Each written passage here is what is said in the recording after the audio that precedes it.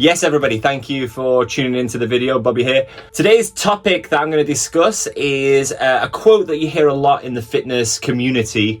But what does it actually mean, and how can you actually put that quote into practice? My only competition is myself. So what does that actually mean? You know, how can you measure the competition against yourself? And so today I'm going to talk about a couple of things that you can do and a couple of things that you shouldn't do in order to make sure that you are competing against yourself and always progressing and always moving forward. These are some things that I do as part of my daily training in order to make sure that I'm keeping myself accountable and I'm keeping myself always in a state of progression.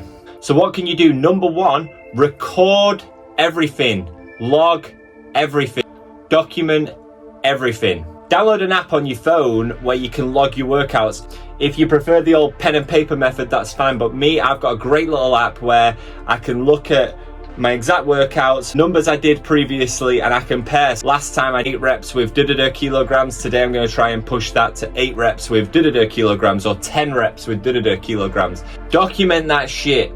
Make a fitness Instagram.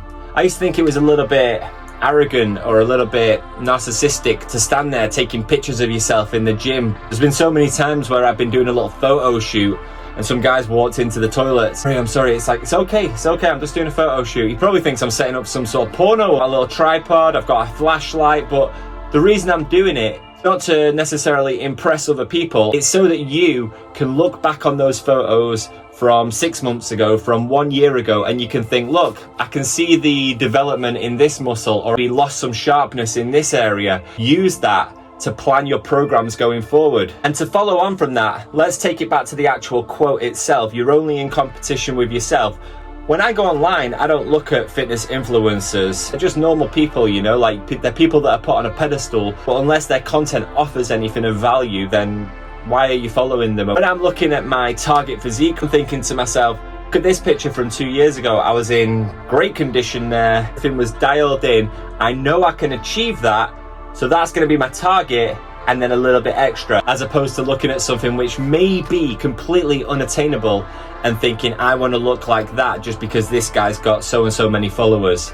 Focusing on yourself and using yourself as your target is a better way to do things than looking at something which may be unrealistic due to external circumstances. We've spoken about those things that you should do. Now, what shouldn't you do? Well, it's kind of similar to what we've just been saying. I like Instagram as much as the next person, but what is important to remember is you can only be you, and there's going to be a million people you're going to come across online. You're going to come across freaks of nature, absolute monsters who don't know everyone's personal circumstances. So to compare yourself to other people online is completely counterproductive, and it's going to really affect your mental health. We've all been online and seen the dangers of that influencer world. It's very toxic. Usually they're trying to sell a product. Usually they are chemically enhanced in some way. It might even just be, in some cases, actors who are the face of a company to promote a product. So going online looking for inspiration, yes, if you go on Google and you're searching for specific things from experts who have specifically put it out there, that's one thing. But to be just browsing through Instagram, coming across someone and thinking that because in a video they're doing 10 pull-ups, you're going to end up looking like that is really unhealthy and unhelpful. You want to be in competition with yourself?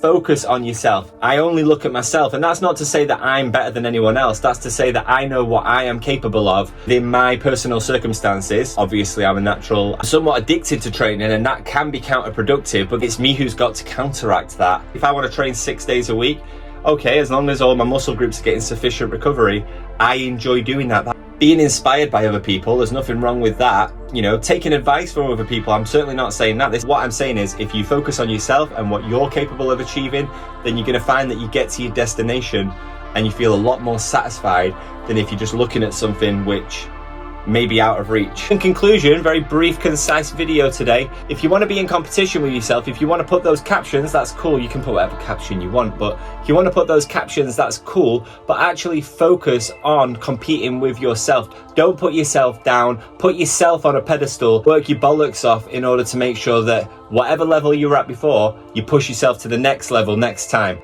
Thank you very much for watching, guys. Short and sweet video there. Follow me on Instagram, please. Instagram at pt.bobbyt, Facebook Bobby T. Subscribe to the channel, like the video. Very, very small channel, but I'd really like to reach more people, particularly people who aspire to have this style of physique, you know, very lean, muscular, shredded. May not be for everyone, but if this is what you aspire to, I want to help you get there. And there are stages to it, but I have got the knowledge and the experience to share that can help you reach that goal. Thank you very much, and I'll see you in the next one.